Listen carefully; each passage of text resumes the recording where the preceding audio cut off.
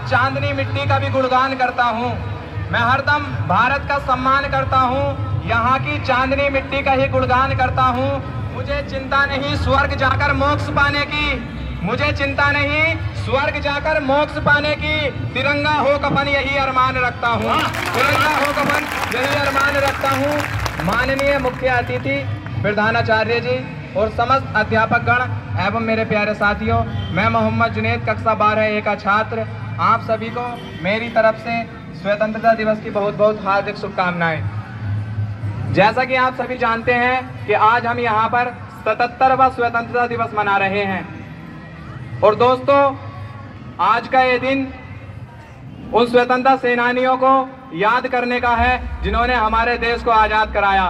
15 अगस्त सन 1947 को हमारा भारत अंग्रेजों के चंगुल से आजाद हुआ, लेकिन आज हम उन देश के स्वतंत्रता सेनानियों को नमन करते हैं जिन्होंने भारत की आजादी के लिए अपना सब कुछ दांव पर लगा दिया। और आज का ये दिन उन स्वतंत्रता सेनानियों के त्याग, बलिदान और तपस्या की याद दिलाता है। मैं उन देश के वीर बलिदानों को ये 4 लाइनें समर्पित कर अपने भाषण की शुरुआत करता हूँ। यदि प्रेरणा शहीदों से नहीं लेंगे तो ये आजादी ढलती हुई सांझ हो जाएगी।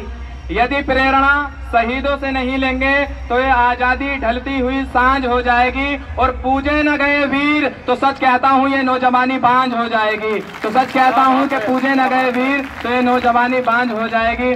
जैसा कि आप सभी को पता है कि 15 अगस्त सन 1947 को हमारा भारत आजाद हुआ।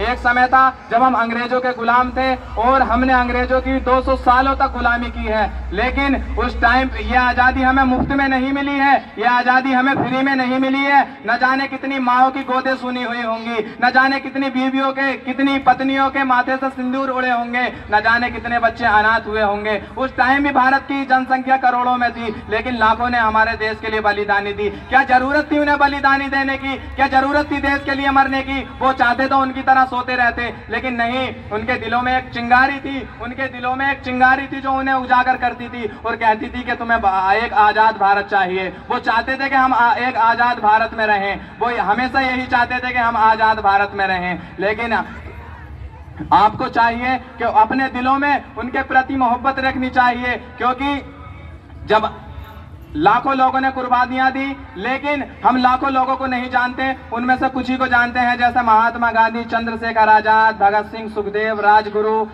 लाला लाजपत राय, राम प्रसाद बिस्मिल, अशफाक उल्लाह खान, तमाम को जानते हैं। इन्होंने ही देश के लिए बलिदानियां दी थी। मैं अपने भाषण की शुरुआत कह के इनको भी एक समर्पित करते हुए एक लाइन कहना चाहता हूं कि कभी ठंड में ठिठुर कर देख लेना, कभी ठंड में ठिठुर कर देख लेना, कभी तपती धूप में जल के देख लेना, और कैसे होती है हिफाजत मुल्क की, कभी सरहद पे चल के देख लेना।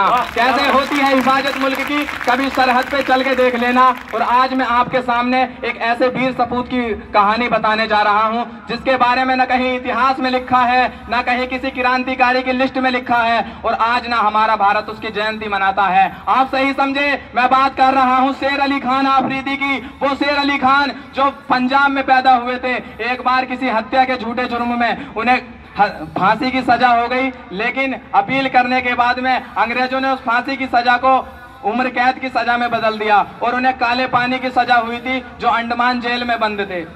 और उन्होंने उसके बाद जब वो अंडमान जेल में बंद थे तो उन्होंने अंग्रेजों के प्रति उग्रता दिखाई, अंग्रेजों के प्रति ईमानदारी दिखाई और अंग्रेजों से उन्होंने दोस्ती कर ली।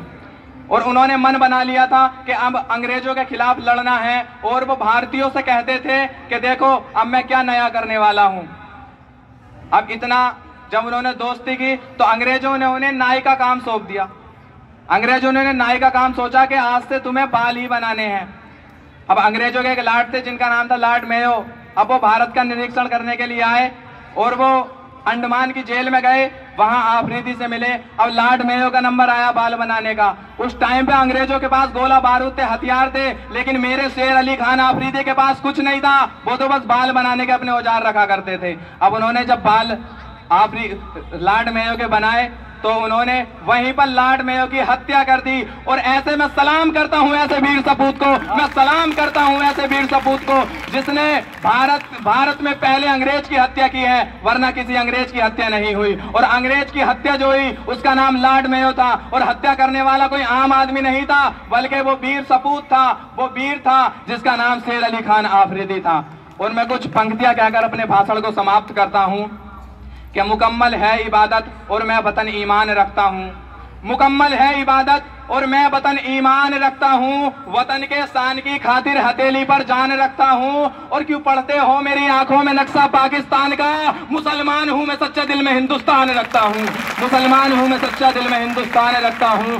और लास्ट बात कहकर अपनी बात को समाप्त करता हूं, ना मरो सनम बेवफा के लिए, ना मरो सनम बेवफा के लिए, 2 गज जमीन नहीं मिलेगी दफन होने के लिए, ना मरो सनम बेवफा के लिए, 2 गज जमीन नहीं मिलेगी दफन होने के लिए। और मरना है तो मरो बस वतन के लिए, हसीना भी रुपट्टा उतार देगी तेरे कफन के लिए, हसीना भी रुपट्टा उतार देगी तेरे कफन के लिए। जय हिंद, जय भारत, वंदे हिंदुस्तान, हिंदुस्तान, जय हिंद, जय भारत।